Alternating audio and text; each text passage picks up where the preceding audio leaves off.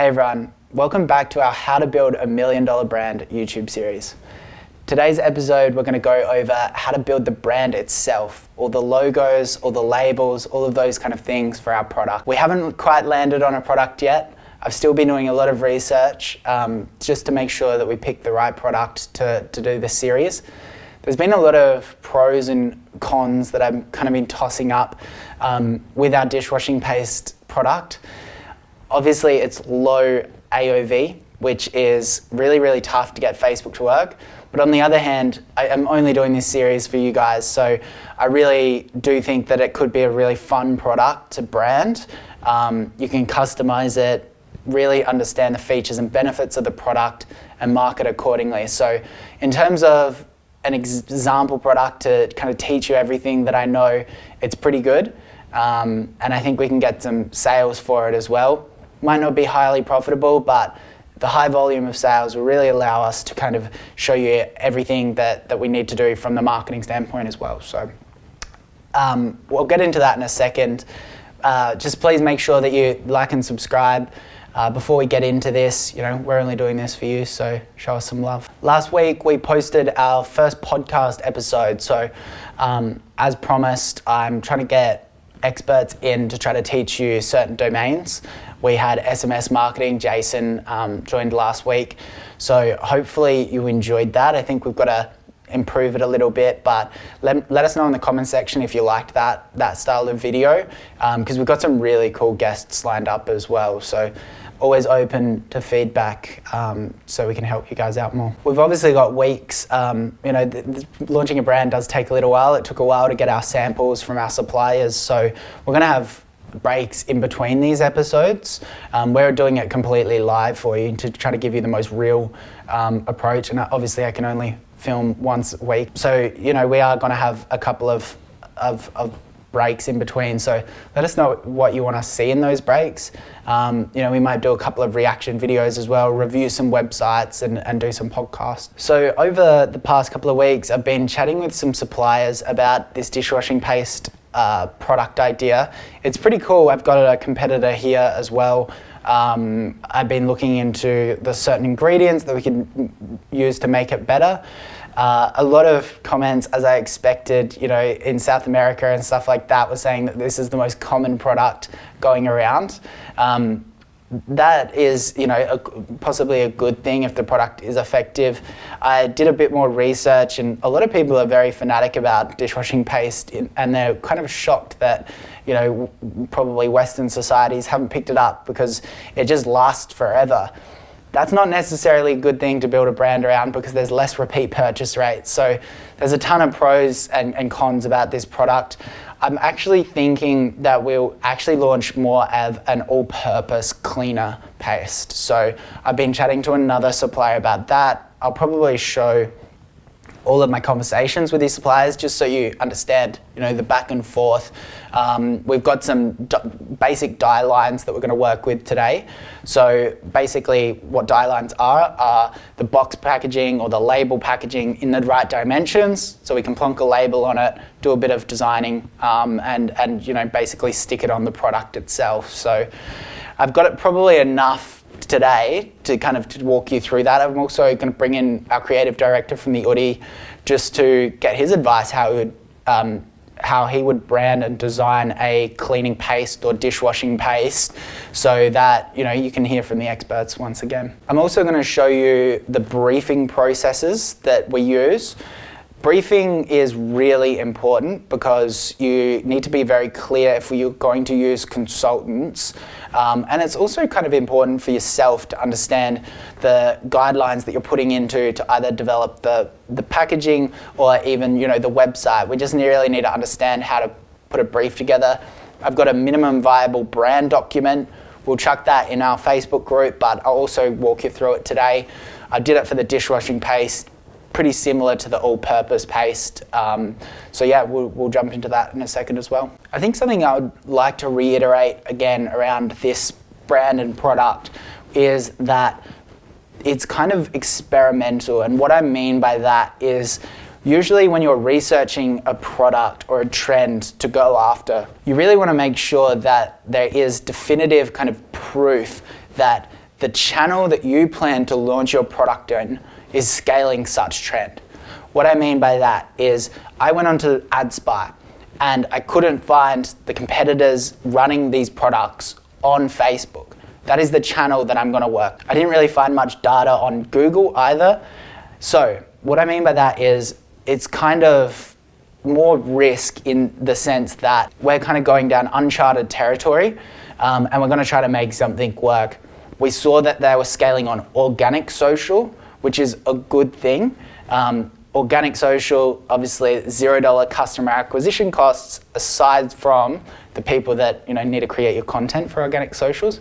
So that's why you typically see brands like Mermaid Straws and all of these other kind of brands on TikTok scaling such low AOV products on organic socials. I still like our product because it's going to allow me to teach you organic socials as well as paid.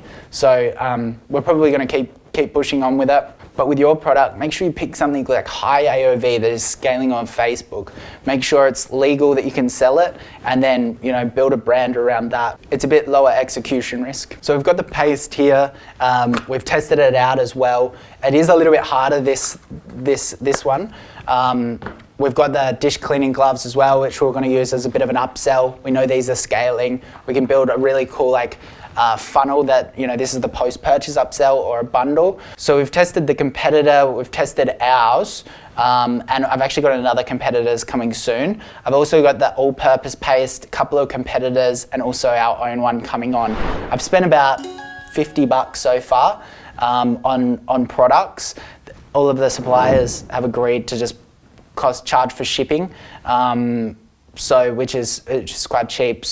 And all of the competitors were kind of on Amazon and other sites for like $4 or $5. So yeah, really haven't gone too far over our budget. If you just picked kind of one product, you could have kept that down, but I'm exploring two different formulas so we can get an actual product that really, really works and satisfies a large audience. Alrighty, so what is a brand? A brand is, put simply, the way that a customer base feels about your product. It's more emotional. It's not just a logo or a color palette. What those logos and color palettes do is help reinforce that emotion. So consistency is really important across those kind of, even to your fonts. And basically what you're trying to do is evoke an emotion in a customer.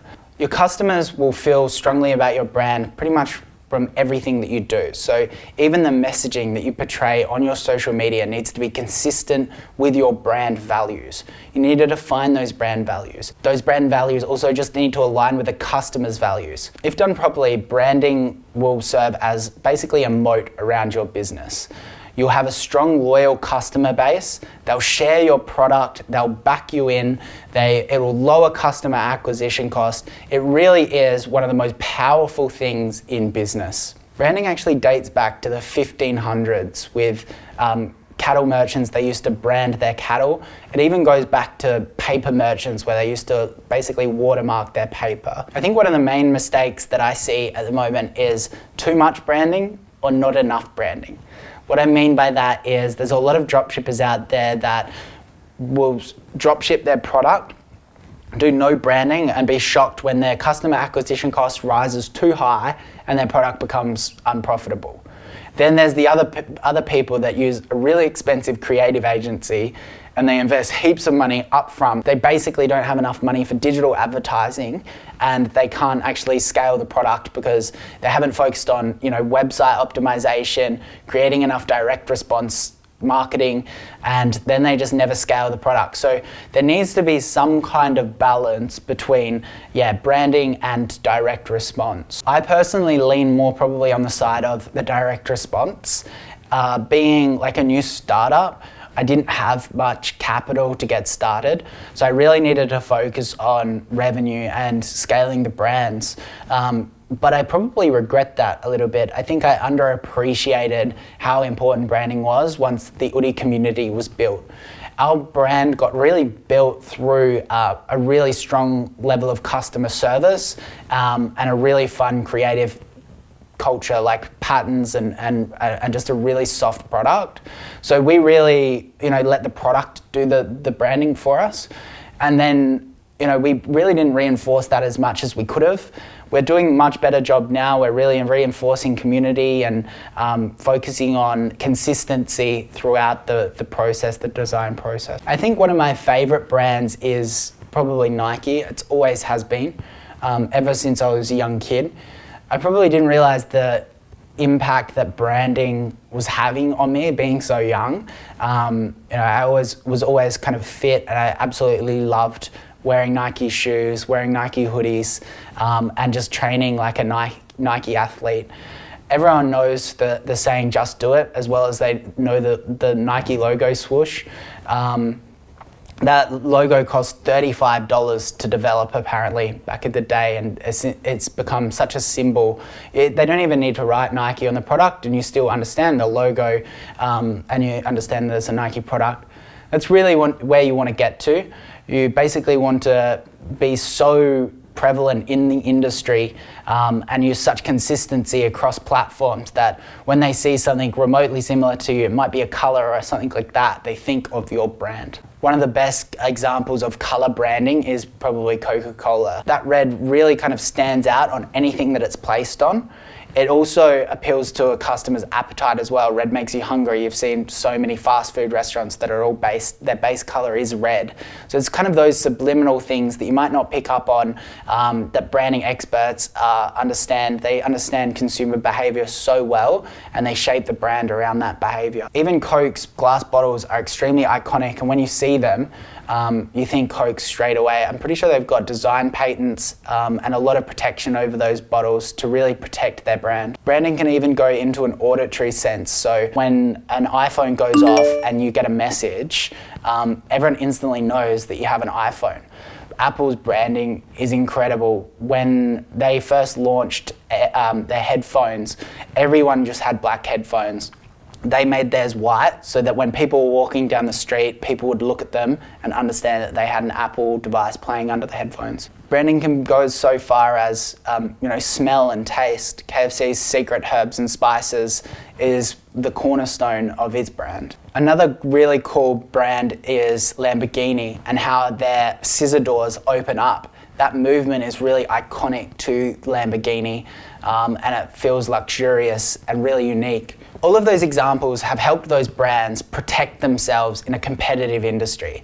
It really makes sure that the customer keeps picking them, and it makes them feel that other products are either inferior or don't align with their values. As it can get quite complicated. That's why these brands pay agencies millions of dollars a year to really shape that narrative. All of those elements that I just mentioned have really allowed those brands to stay protected in the consumer's minds.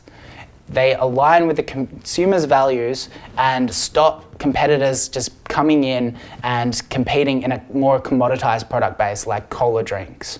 We don't need to go into that much research to launch a minimum viable brand. It's just getting a product to market and seeing if it has product market fit. There are some things we need to consider though. We do need to get a logo. We do need to create a color palette, which is quite easy. We need to think of kind of some aphorisms or some slogans that we can use around our product to simply communicate our values. We might also look at some content territories as well. What this is showing how the product is going to be displayed in stuff like social media posts or videography to make sure that we have consistency through that. Getting these things organized early is a really good idea because we can then put them in a brief and provide them to designers so we can get consistency. So before we get Joel, our creative director, on the phone, I'm going to walk you through an example MVB that I put together for this dishwashing paste. Let's jump into it. Alrighty, so here's our basic MVB document that we've used a little bit.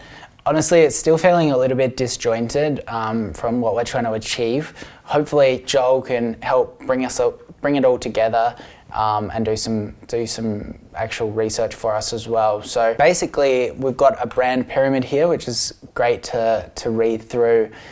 This is kind of what makes up a brand. So we've got our target audience here, benefits, more rational kind of approach of educating about your brand. The values, you need to share that common and emotional ground between your brand and your audience. We've got aphorisms, which is kind of really basically a truth that defines you, that can be conveyed very, very simply and succinctly. Then we've got the vision as well, which is really, really important. Brands actually, one thing that we probably overlooked is how brands actually help attract really good people to your business as well. So this vision and purpose that we kind of have as a brand really will help you attract awesome people to your business. And then we've got the personality, the traits your brand exhibits in service, getting your message across. This is your brand playing its natural game. So we've called out brand dish paste just for the example. We've got, target audiences outlined here, potential audiences. I would say our main audience, college students, restaurant owners, caterers, they're all kind of, probably out there a little bit. Really, our main audience is this parent audience, in my opinion. That's a great audience to market with Facebook because younger kids, they're not really going to buy this product off Facebook. We want that older demographic, the mums, the grandmas, those kind of things, and the dads as well. So rational benefits as well. I'm big on rational benefits. I think that they're often overlooked, and people kind of, when they're talking about their products, they basically use lots of hyperbole and really try to convey, they use really creative writing, which dilutes the rational benefits of the product. Tell the customer what they're going to get and why their life will be better from getting it. So, this is really important, and there are a lot of rational benefits for a product, a cleaning product. Especially a different cleaning product where maybe the other solution is inferior. So like applying a sponge cuts grease better, cost efficient, longer use time. They can last a year apparently, these dish pastes, versus, I was talking to a mum the other day and she was saying that when her kids do the dishes, they get the dish detergent and they just pour the whole thing out and pretty much empty the whole thing out. So kind of impossible with a product like this. Multiple fragrances, it's a benefit, yes, and we can convey it, but it's not a unique benefit. Aloe vera, that's still to be decided based when we choose our formula. Eco-friendly ingredients. Now this is something that I really want to include in the brand. I don't know if it's going to be possible within our kind of budget that I'm trying to stick to for this series, but it'll be a huge win for us if we can get really eco-friendly ingredients, because then we can market it accordingly, and customers really value that. So we can break down the features. We can also talk about the values that our brand will have. Cleanliness, attention to detail, quality, pragmatic. That makes a lot of sense. We've got the aphorisms, which I was kind of talking about before. This is basically just trying to summarize things a little bit. Couple of taglines that we could also use: get a handle on your dishes, clean, clear, done, clean more, save more. I think that one's a good one. So, and then we've got, basically our vision as well. We're trying to save people money, which is really important, and to be the leading dish paste brand all over the globe. I think probably something that we've missed there is talking about how we want to create like a really good solution that is really health orientated as well. Like we need to ensure that there's no germs on the dishes and really make sure that it's safe to reuse those dishes after it's been cleaned as well, because obviously there's a health aspect of cleaning dishes. So we've got, we can break down our personas as well, like our customer bases that we'll be going after. Again, I think that this is the most important one, is parent. We've got breaking things down to the problem and then the solution as well. So you can see that this was repeating itself a little bit, but there is some overlaps, and it's really important to get clear on this, because if you're going to provide it a copywriter or a designer, it's really good. So we can kind of talk about the polarities of products as well. So if you've got a sleep product, you've got, you know, awake and asleep, you've got on, off, and you can kind of look at it that way. And that helps it really does help creatives kind of picture the benefits as well, and how to convey those benefits in more of a kind of creative or visual sense as well. So we've got dirty, clean, wasting, saving, stressed, relaxing, out of control, in control. Very interesting point. Out of control, in control is a great example of an emotional feeling that we could convey through our branding, which is somewhat less literal. It's more of an emotional sense. So we've got some really cool articles and stuff that we can look at here. So this is just more product research, trying to become experts in the subject. Remember, you're going to have to write a copy for the website. You're going to have to do all of this stuff. So become an expert in that. Keep all your links here. I'll chuck all of this stuff in our Facebook group. We've got our content territories now. So this is a competitor in Australia. They're doing some really cool things. They're not going to be a direct competitor by any means. They're doing more laundry stuff and hand soaps, but they really nailed their content territories, in my opinion. Their branding's on point, their color palette consistency. This is just straight from their Instagram feed. They're called Dirt. So if we were to achieve more of an environmental angle, and we can get those ingredients, this is kind of where I'd be going. Similar to this kind of fresh, vibrant feeling. Really taking a boring kind of brand that's really chemically and conveying it in more of a fresh, vibrant, cleaning way. That's one angle we can go, or we can go harder down the other way, like the pink stuff has. The pink stuff has gone really like, this is a very effective product at cleaning stains. So we can pick either. One is going to be very aesthetic, so it could even be left on kind of the kitchen room counter as he left.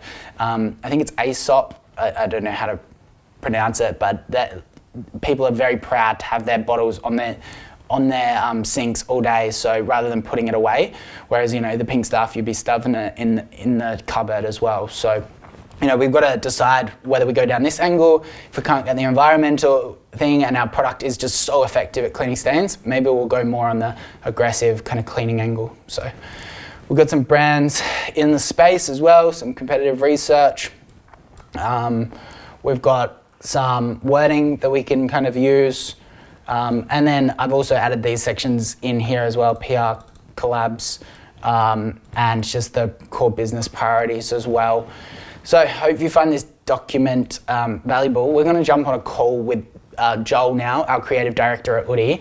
He's going to tell us how he would probably do this better. We're going to shape the brand as a whole. We're going to decide what branding we're going to go for, and then we're going to go ahead and design the logos and whatnot after that.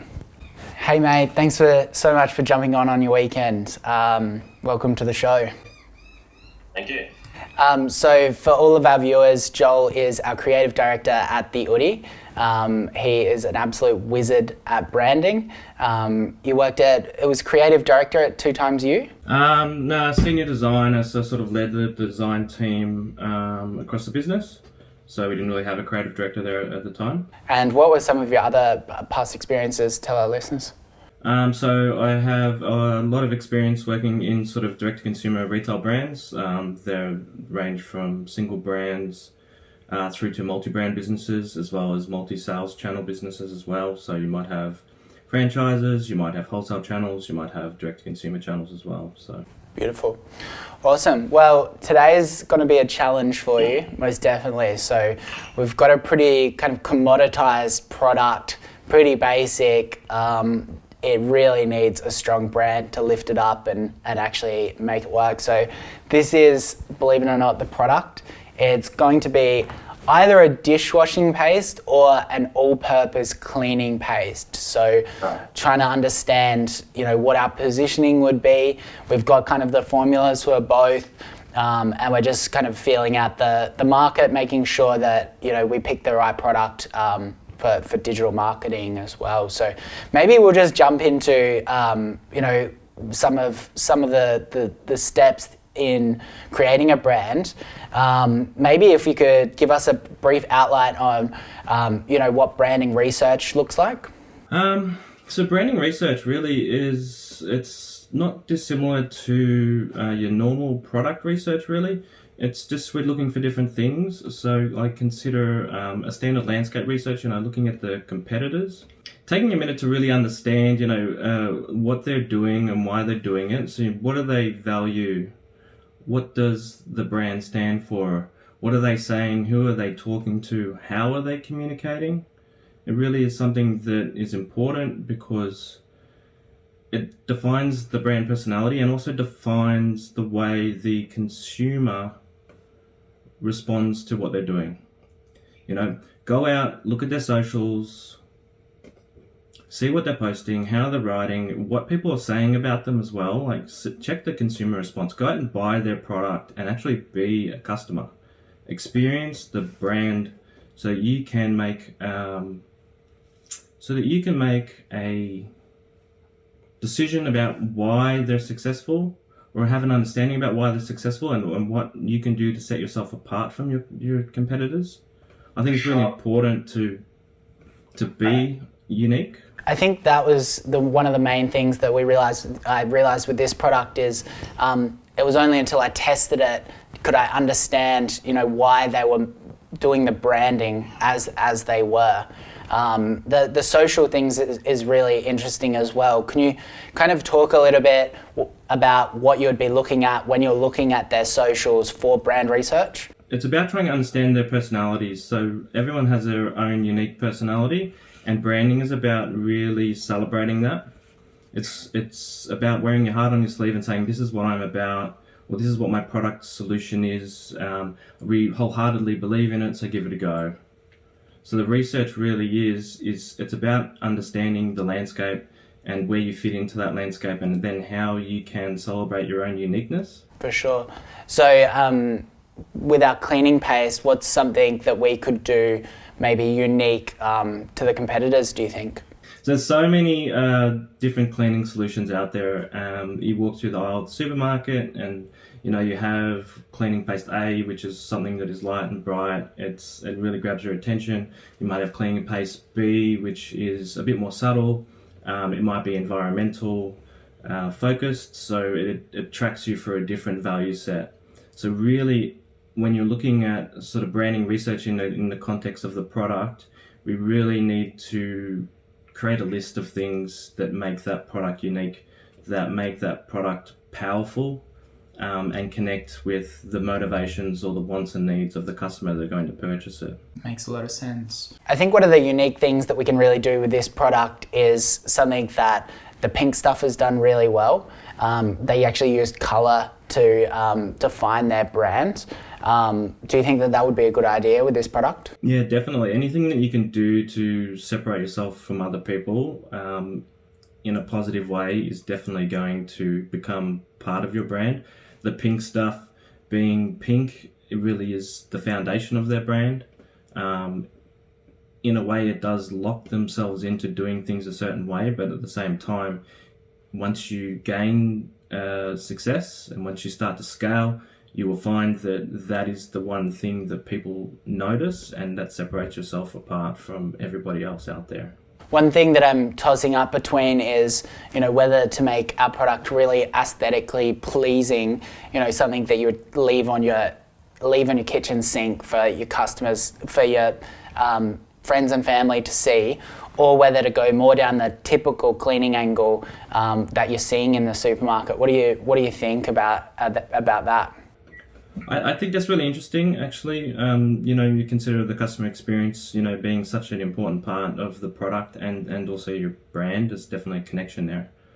But having a cleaning product that actually becomes part of your kitchen that you're happy to leave out, that you're happy to look at. And like that's something that I don't really see out there at the moment. Typically, cleaning products live under the sink, not just for access control, but because we don't like to look at them. We bring them out when we need them, you know? Yeah, for sure. I just remembered when COVID first hit, there was the pandemic, and I went to the supermarkets, and there was all the antibacterial cleaning products were the shelves were completely stripped. There was not one in there. And then I was walking down the aisle, and at the end of the aisle, there was really kind of, I don't know if it's the right word, like artisan, beautifully designed kind of soaps and stuff like that was still 100%, you know, or 99.99% antibacterial. But because they were so well branded, people were obviously going to the bright green, like highlighted detergents, which is kind of, it was a very interesting moment in branding and how people feel about the cleaning products as a whole. Yeah, that really talks to the you know, the assumptions or the perceptions that people make about different branding choices as well. So, like you said, you know, the bright colors are associated with cleaners because they've been used. That it's so competitive that you need to stand out. You need to attract people. Whereas the subtle colors are more associated with the environmental. It doesn't mean that, you know, the choices you make have a significant impact on your product, and what the judgments that people make about your product as well. Mm-hmm. Would you have any advice for, you know, people that are setting up their business for the first time ever? You know, they might not have the eye for design. Do you have any kind of advice when setting up a brand or a new product? Yeah, so the first thing I would say is just slow down a little bit, and really think about your goals and your values, because branding is about, really, it is critical to communicating what you're about, what your product does, the solution to the problem, the type of people you attract. So really take a minute to look inwards. Maybe grab a piece of paper and just write down, you know, these are my values, these are my beliefs, these are the people that I want to talk to, you know. What are the people that you're trying to talk to? What are their values? What are their pain points? How can your product solution help them? And what do you want to say? Like, really, at the start of the branding journey, you need to understand where you want to go with this before you start building your brand, because it needs to communicate everything that you stand for without saying a word. It's really important that you know what you want to say before you start. But also consider that as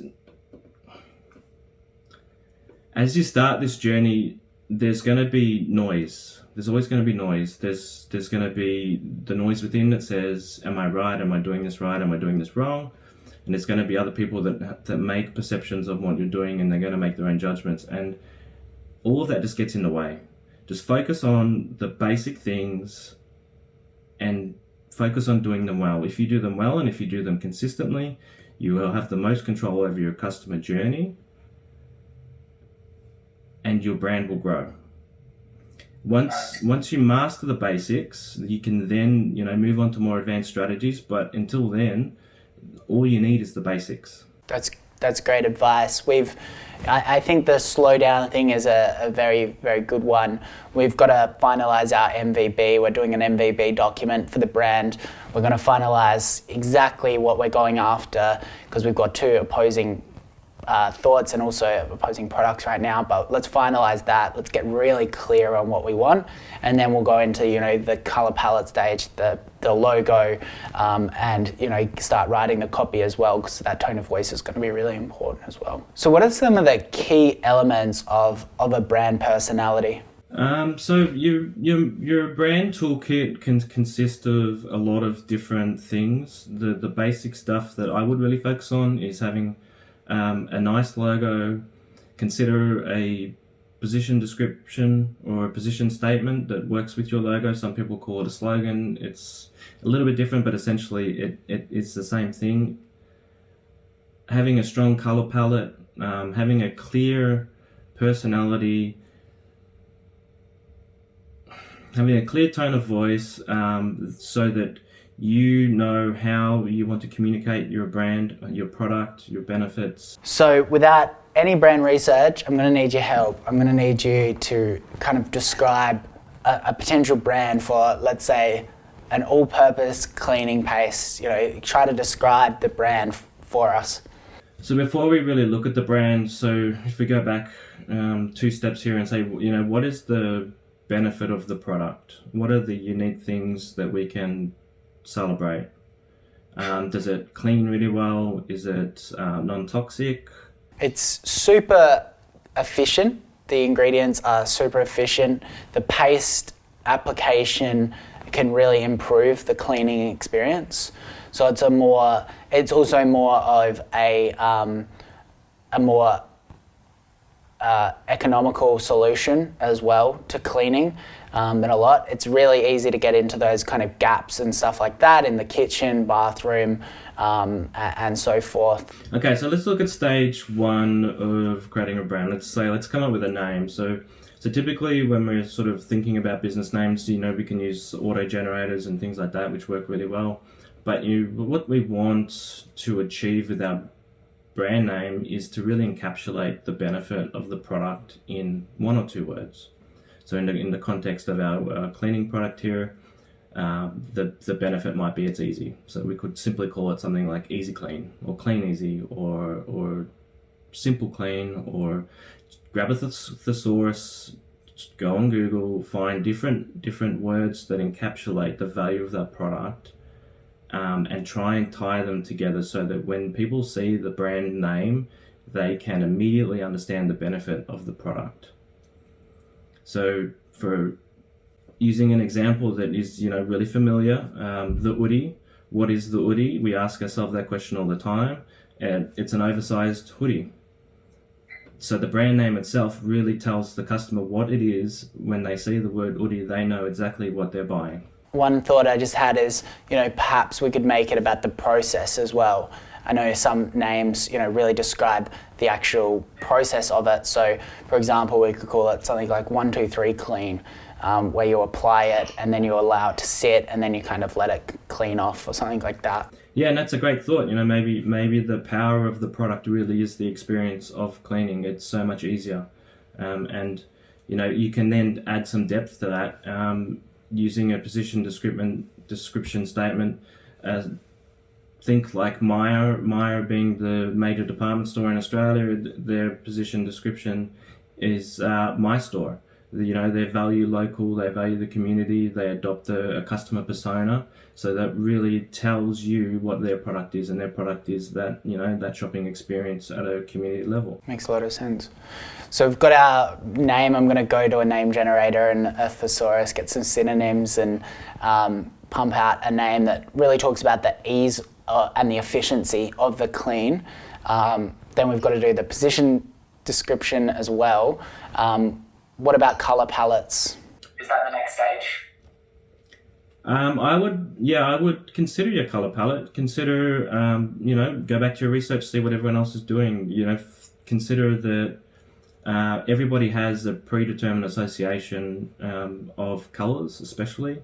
You know, typically red is stop or green is go at a traffic light.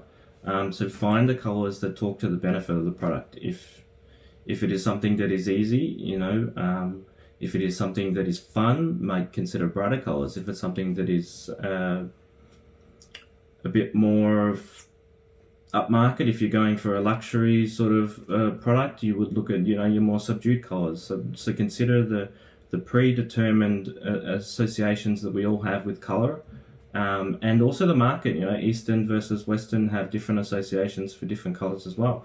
Pick 3 core colors that you use throughout all of your assets, and then maybe 2 or 3 supplementary colors that you use sparingly, and start to experiment, you know. So we might go down more like the earthy tones if we can get an environmental formula, or we could maybe go more something punchy and vibrant if it's more around that cleaning efficiency. Yeah, for sure. Definitely, if you're going environmental, we want to use as much earthy tones as possible, you know, because if it's environmental, it's a low impact. So we wouldn't pick jarring colors or contrasting colors, because the implication is that, we associate those things with high impact. So we've got our color palette, our name.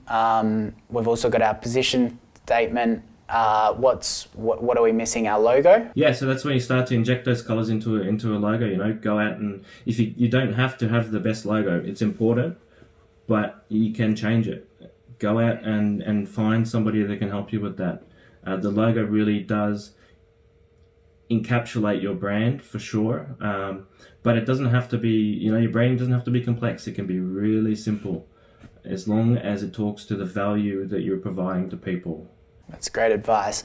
I think I'm going to design the logo just to save a few dollars, so anything could happen.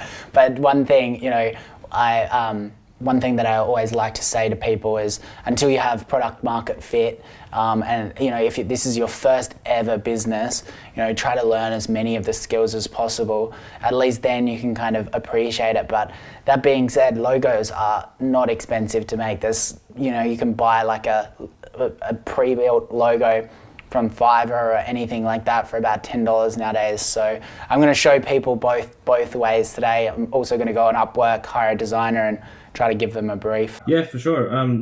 Look at Apple's logo. One of the biggest companies in the world. It's so simple, and the power of that logo really is that it is reflective of their product solution. The Apple ecosystem is all about simplicity, and the logo reflects that. It's changed. The graphic treatment has changed a little bit over time, but the actual shape of the apple will never change.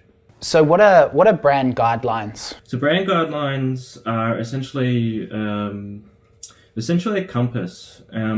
They're not really designed for you as a business owner. They're designed for people that are helping you. So, we've gone through this branding journey. We've thought about competitors and where we fit in the market. We've thought about, what we stand for and how we want to talk to people, who we're talking to them. And all this information sits in our minds. And, when you work with external parties or third parties, it's a conversation that you have all the time. So a guideline is essentially a document that forms your compass so that other people have an in-depth knowledge of what you're trying to do and how you're trying to do it, so that they can help you consistently provide, that same brand experience across the board. A guideline can be simple. It can be just how to use your logo. It can define just your color palette, but it can also be complex. It can have things like, your customer personas in there, or your brand values and the themes that you celebrate when you talk to people. It can have image guidelines. How do you take photos? So how do you post things? How do you talk? So really, what that document is, it's there to help you communicate your brand and your values, what you stand for, how to be a representative of your business. That's a great summary. I think what we'll do is we'll get a brand guideline and we'll chuck it in the description of our YouTube channel so people can see it. I don't know if I'll be able to put one together to the extent that it'll do it justice, but I do know it's one thing that, at the Oodie coming blankets, I wish we put in place very early when we kind of understood that we had product market fit and it was scaling and we were doing some solid revenue. I think getting that brand guideline would have been really important, and we're a little bit slow off the mark. So how does someone create a brand guideline? Do they need to engage a professional like yourself? So a brand guideline can be as professional as you want it to be. It can be the best designed document in the world, or it can be a Word document that you just put together similar to an MVB. It's a document that you want to keep up to date so that you can best communicate, who you are and what you're trying to achieve. So that document is going to change. It's going to grow as your brand grows. With every customer experience, your brand will change. With every positive or negative review, the perception of what you're doing will change. So this brand guideline really is reflective of your brand right now. In terms of size and scale, it really depends on the size and scale of your business. Oh, that's amazing, man. Thank you so much for your amazing help through the Oodie calming blankets, all of our brands. They are really shaping up nicely now, and I'm sure your guidance will go very far trying to pull this logo and this brand out. So hopefully we can get get a couple of sales for everybody, and yeah, we'll keep you in the loop. Thanks, mate. Thanks. Alrighty, so Joel has probably cleared things up for me a little bit. Let's commit. We've got to commit. We've got to understand exactly the product that we're going after, the formula we can get, and start building a brand, because this in-between indecisiveness that I have right now about the product is going to cause us issues, and it's going to not make our brand values very clear. So I've decided we're going to go with the all-purpose paste. So we're really opening up our market there, and we unfortunately can't get really 100% organic natural ingredient formula because we are sourcing from China. If I had more time, I would most definitely be getting maybe a local manufacturer, really formulating something myself. EcoWorks, now I think did that really well, but we don't have that time, and I really want to get a product to market for you. So next steps, let's do some name research. Let's write the copy for that product. Let's design the logo. Let's get into it. So I'm going to jump back on my computer. I'm going to come to my MVB doc, and we're just going to come into name options. So basically, Joel, I really like Joel's idea about trying to capture the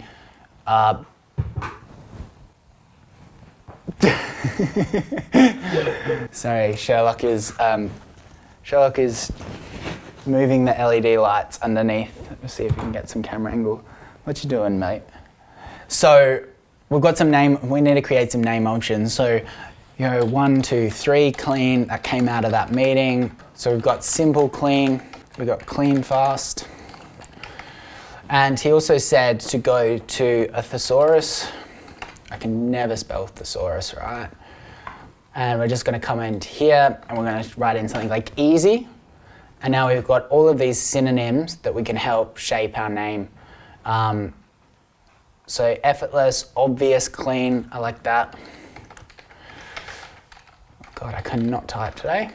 Obvious, clean. You really want to create like a bunch of names, because what we're going to do next is we're going to check name availability. What that means is we need to make sure that we've got a domain name free. We need the .com domain name preferably. We also need to check that there's no trademarks or no other slogans that are going to use our name, because that's going to get us in legal trouble. So in this brainstorming phase, get a bunch of names. Unless you're really obsessed with a name, you can probably search that then and just see if it's all clear, but I like to get a whole bunch in the brainstorming process. So here's a bunch of name options. Now, we're going to incorporate a color into it. So I'm thinking we do something like yellow. I think let's look into colors and their psychology first. So I think that's really important, so we can actually look at what colors we're going to work with. Joel really talked about this. So we've got red, excitement, strength, love, energy. It also can evoke things like hunger. We've got orange, confidence, success, bravery. We've got yellow, creative, happiness, warmth, cheer. Green is what we touched on, earthy, kind of nature, healing, freshness. Blue is, things like social media icons. That's about trust, peace, loyalty. That's why they all are mostly blue. Could you imagine a Facebook logo red? How terrifying that would be. We've got pink, compassion, sincerity, sophistication, sweet. Purple is more around the luxury brands. Cadbury chocolate in Australia is a great example of that. Brown is rugged, trustworthy, simple. Black is dramatic, more security. I agree with that. White is clean, simplicity, innocence, and honest. So we can use pastel colors in these to kind of make it a little bit more, not bland, but a little bit more approachable. Bigger brands, what they're trying to do now is they're actually going away from those pastel colors. They're really trying to make a statement. So, I think it was Red Reister recently just really made their red even more red. and a lot of other brands are following suit as well. So, but I think considering we're marketing on social media, we do want something a little bit more pastel because it's just a little bit more approachable and it works really well on social media feeds. The other thing, if you do remember our first episode, is, I do want to align maybe with a charity. If this brand works, which hopefully it does, I'd love to put a social element to this brand. So possibly we need to align our color to that. This color will of course need to align to the formula. I understand that the formula of the product that we're working with can be any color, so I'm not too worried about limitations there. Obviously can't be like a competitor, but we can do something like, I'm thinking, we just recently had Are You OK Day here in Australia. That's yellow. It's a really strong color for like warmth and happiness. So, I'm not, if the brand works, we could approach someone like Are You OK and work with them. I probably won't do it just yet. We can just donate the money to charity. I don't want to waste anyone's time if the brand doesn't work. So, but we can definitely just kind of forward think that. I think yellow is a really good color for this brand. I think it's going to be fun. It's fresh. It's going to pop on social media feeds like TikTok as well, which is really important. So let's go with yellow. Charlie's idea was that lemon is associated with freshness and cleanness. So that's 100% a good point. So we probably need to discuss that a little bit more, is around the fragrance. Some brands, some formulas out there, whether it's food or cleaning products or seasoning or anything like that, they basically build their brand around an ingredient. This is starting to shape up here. So we can actually go to color palette generators. We can come into this one and we can just simply use the space button to generate lots of different colors. So looking at this, I've got a great example photo. I love when people do that. Let's bring that to our MVB. That's pretty cool as well. This color palette is called Halved Lemons, which seems fitting. I think this is the closest one. What we can actually do is we can come to something like Pinterest. Again, these are all just tools that you guys can use to, get creative and get some ideas. Now, we can pretty much go, now we've got to sign off on our name for our product.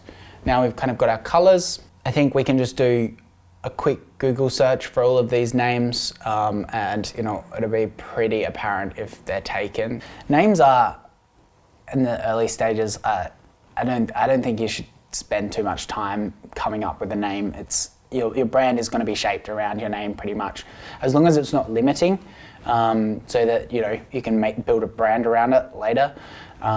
Or you need to consider it also with names if there's an SEO play to it.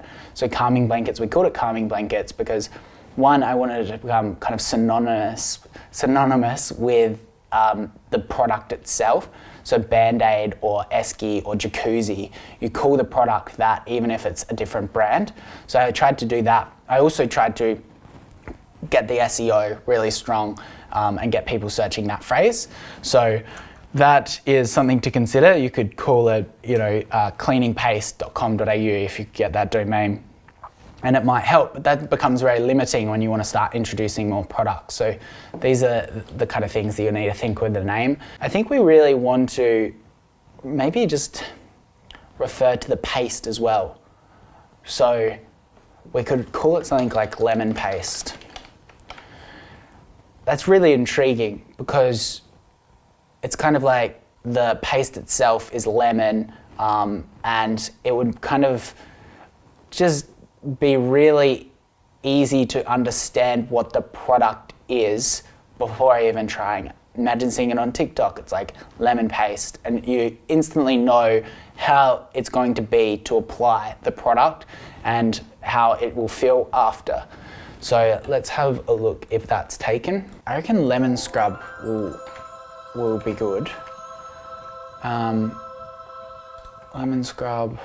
So I've checked the trademarks. There seems to be a Scrub Daddy Lemon Fresh, which is a big brand for like cookware and stuff like that. So you can come down to the class info for the trademarks. Again, I'm not a lawyer, seek legal advice before you commit to this kind of stuff, but this is all like utensils. We're actually selling a cleaning product, which I assume would be under a different class. So I think we're all good there. I'll spend a little bit more time on the trademark side of things, make sure that we're as covered as we can be.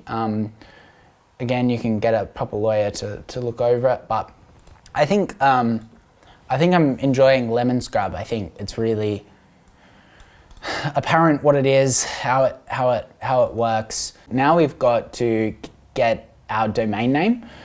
So we need to search this. We can just come into GoDaddy.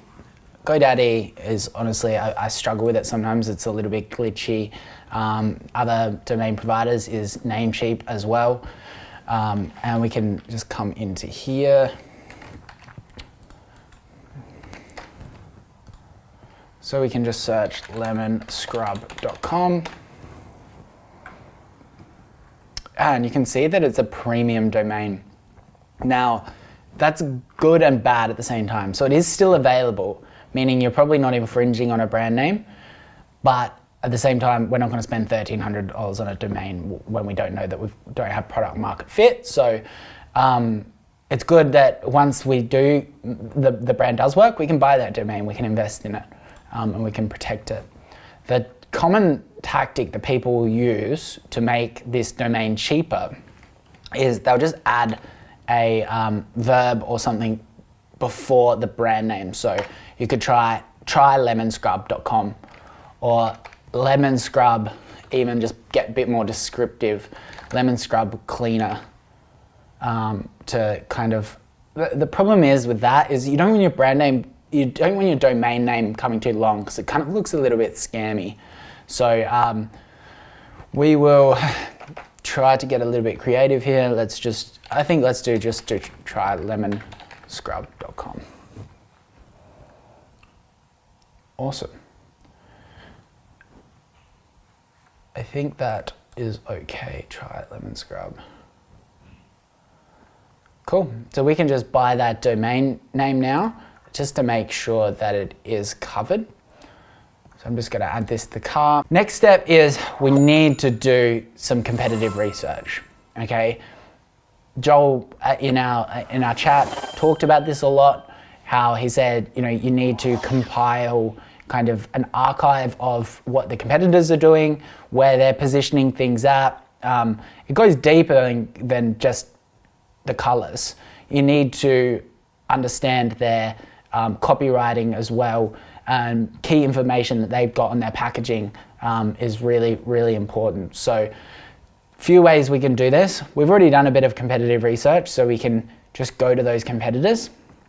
The other thing that we can do is just go to Pinterest. Pinterest is awesome. So I'm gonna smash this out. I'm gonna grab all of their competitors' labels. I'm just gonna put it all into this doc. And that should really help us with our next step of going to Canva and designing something. And packaging design on Pinterest is awesome. There's just so many cool things. Whenever you need something, you can see Dirt, our competitor there. Well, not really our competitor in this business. You can just simply click on any of this that's closest to what we want. Oh, I don't actually mind this. Interesting minimal design. Frank Bot is always pretty cool, nice and minimal. Zero Co is also a really cool brand. I think they're out of Australia as well. Pink Stuff probably isn't as nicely designed as, well, it's talking to a different demographic. I think we want our design to be just a little bit cleaner, a little less busy. Let's grab this. Again, really kind of supermarket design for mass market. We're gonna make ours a little bit more minimal for social media. So I'm gonna grab the labels as well. The only other thing that we could do that we probably haven't got good examples of is maybe we could get some logo examples from Pinterest to really help guide our decision making.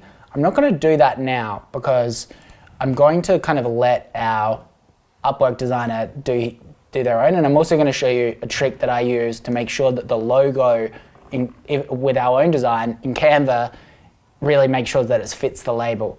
So it's a simple kind of workflow process to ensure that the logo fits the label when using Canva.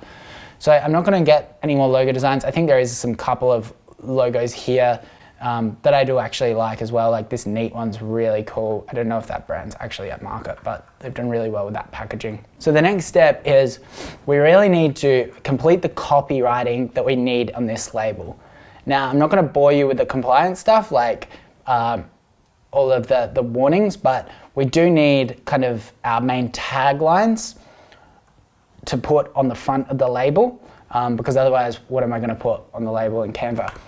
So we've got lemon scrub as the title. It's a multi-purpose cleaner. It's a cleaning paste. We can probably flesh that out a bit, right? Like, let's try to describe it. A multi-purpose cleaner is vague. Lots of things are multi-purpose cleaners. So let's call it thick and effective cleaning scrub that beats any, let's do a bit of a line, beats any grub. If you use a creative agency, they're going to really put this together in a much more professional way. They can have all logo comparisons of the top 10 brands. They will use, some really creative copywriting as well. It's not necessary when you first get started. Just get something that describes the product and people are happy to buy it, and then you can improve the branding from there. So perfect for the bathroom, kitchen, laundry, or anywhere that has tough stains. Simply apply Lemon Scrub's zesty formula. Scrub with a toothbrush, or what else would they scrub with? Maybe a sponge, and watch the stains wipe away. So we're really trying to add a lot of descriptive language, different synonyms for certain things like stains, and grub, dirt, kind of trying to add all of those in. So I think I've just repeated stains twice. So let's get a synonym for stains. This is probably where you would go to the competitors' reviews. So you can go to the competitors' reviews and say, okay, they have a negative review that says this didn't work on my either stain, or this didn't get the muck or something like that, and try to copy the language that the customer bases are using is really kind of important. So, we've got smudge here. Let's do that a little bit. Let's go to Amazon. And we'll go to the pink stuff. And we can go to the negative reviews that they've had. Grease. They talked about grease. Yeah, a lot of people are using the word grease. I think that is a winning keyword that we can use. I think that's a pretty good tagline. Perfect for the bathroom, kitchen, laundry, or anywhere that has tough stains. Simply apply Lemon Scrub's zesty formula, scrub with a toothbrush or sponge, and watch the grease wipe away. So that's kind of like in between instructions and also kind of the tagline. That probably is the directions for use. I think that is a really important thing to have on this cleaning label, and you should think about it too, is it's going to increase conversion rate if it's very clear where the product can be used on the labels. So, because think about it, when we take product imagery on this, we can put the packaging as that product image. So if we clear up the use case for the product, it's also going to be good. So now I can get this from the supplier. I can also do tests myself for my product to make sure that it's good. I think that's enough copy for me to show you how to put something together in Canva. Even if you haven't got your color palette yet, we can still go to canva.com. It's just really, really cool. Again, not paid by Canva. I just think it's really, really powerful for entrepreneurs that don't have big budgets. So we're going to come into here and we're going to go label. And as you can see, we've got some really, really nice designs here. They do feel very homemade, which isn't necessarily a bad thing, but we do want something a little bit more commercial. So if you're launching something that isn't a cleaning product, that there isn't supermarket brands out there, home brand is kind of okay.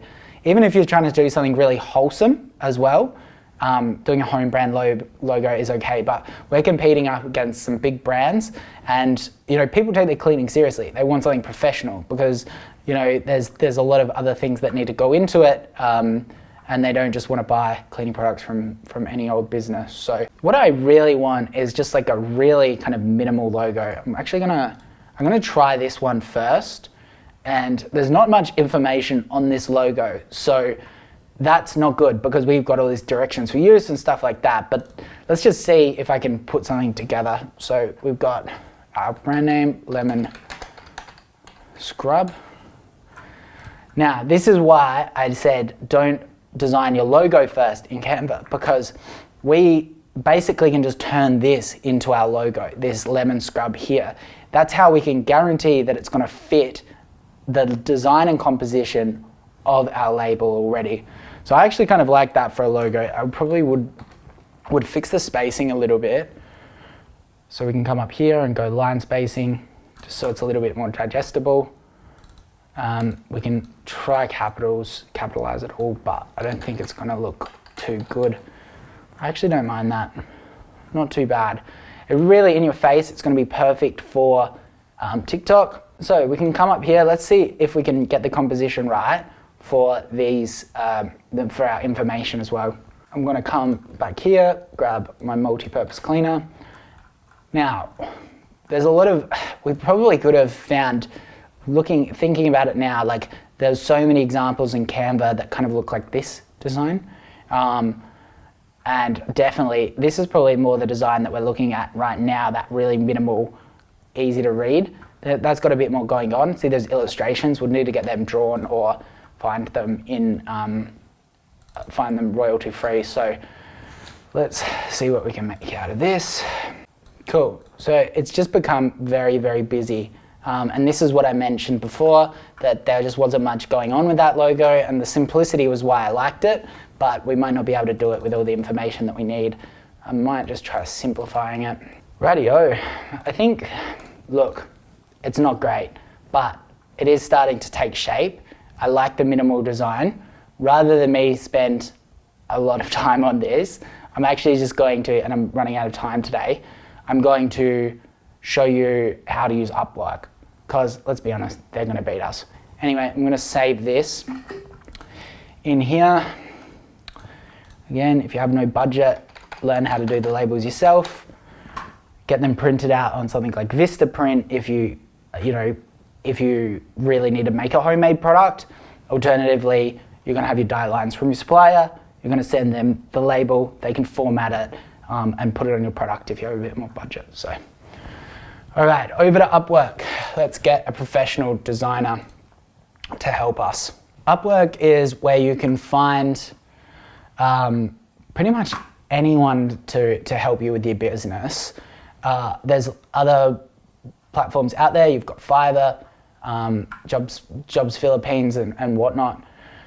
I like Upwork because it's basically what I just use for everything.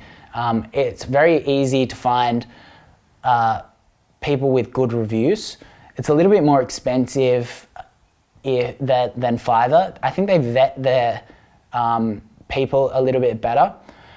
I think whenever you're hiring people with overseas and freelancers, it is really just about learning, as always. You're going to get absolute stars for an incredible price, and then you're going to get really bad people at a fraction of the price, because the amount that you learn about the person before you hire them is nothing compared to hiring a regular employee. People can very easily convey information in a profile to kind of really push their competency compared to some other people that just might not be good communicators at writing like a profile, whereas they're, you know, amazing employees. Like they just want to work really hard and whatnot. So it is really hit and miss. This is why I actually recommend when you're on Upwork to trial, you know, 3 or 4 people at once. That way you can really tell straight away who is a winner. So I'm just going to sign in. So I'm in my Upwork profile now. You've got to sign up yourself. Now we can just come into post a job. And we're looking for short-term or part-time work, not designated long-term work. We're just looking for a designer. We need to write an enticing job post. Don't keep this too basic. You really want to sell the position. Freelancers are just like anyone else. They want to be sold on the vision. They want to understand more about you before committing. This is how you're going to find A players. You can't just say, okay, this is, you know, a international freelancer. They're not going to care who they work for. That's just not true. You need to put some time and effort into this. So we're going to do exciting packaging label design. I'm just keyword stuffing a little bit there. It's coming up with the correct job category. I'm just going to go next. Packaging design, label and packaging design. Packaging. That should be okay. Small job, less than 1 month. We really do want an expert in graphic design, I would say. Hourly rate, we can do not ready to set an hourly rate in case you don't know. Now, we need to sell the vision. It's very much like, I remember in the first episode, we told the supplier that like, we know what we're doing. We've got a big brand. We're excited to work with you, blah, blah, blah, to really make sure that we get the A players, as I said. So I'm going to describe the job.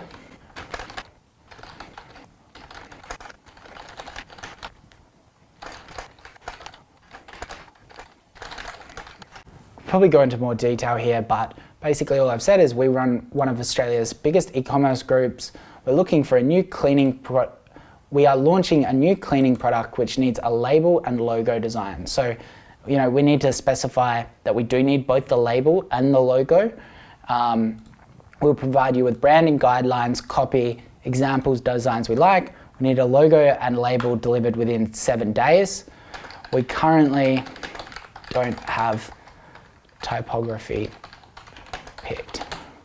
So just trying to give a little bit of information and kind of explain that we know what we're doing. We're basically going to post the job now, and it should come to a screen where we can now actually invite freelancers. This is where things get interesting. So I actually really like these tabs down here where it kind of gives you the top percentile that these people are in. I've had good track record looking at that. The problem is there's so many different ways to kind of explain what they do. So something like this, you know, what's the difference between, say, for example, label and package design, you know, top 5%, top 1%, there probably is no difference. Anyway, we can go into and start inviting these people. Now, they all should have portfolios. They are designers. If they do not have a portfolio, do not invite them to the job. You just can't know what they're doing.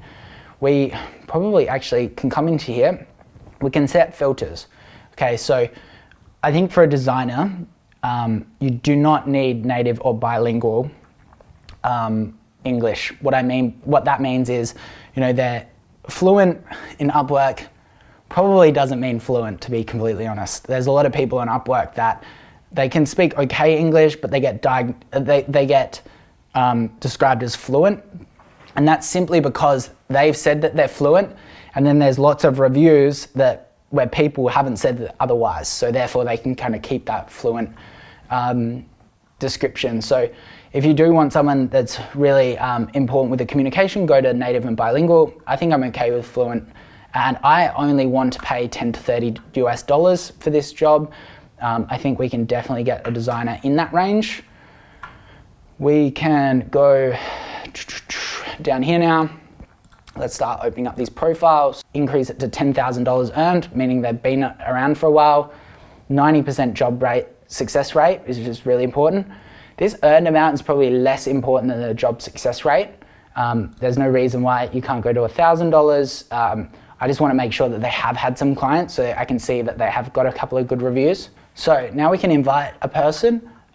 We can tweak this messaging a little bit. I probably recommend that you do, just so that they understand what you're looking for.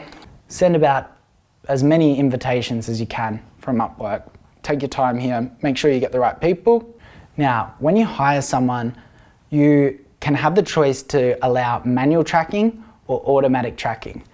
Sometimes the tracker can affect the freelancer's computer, so a lot of them will try to push out of that. Honestly, I really don't like allowing a freelancer to do manual tracking. I like to be able to track them working on the projects. You can then go in, make sure that they're working for you. You don't have much budget, so you need to be watching every single dollar spent.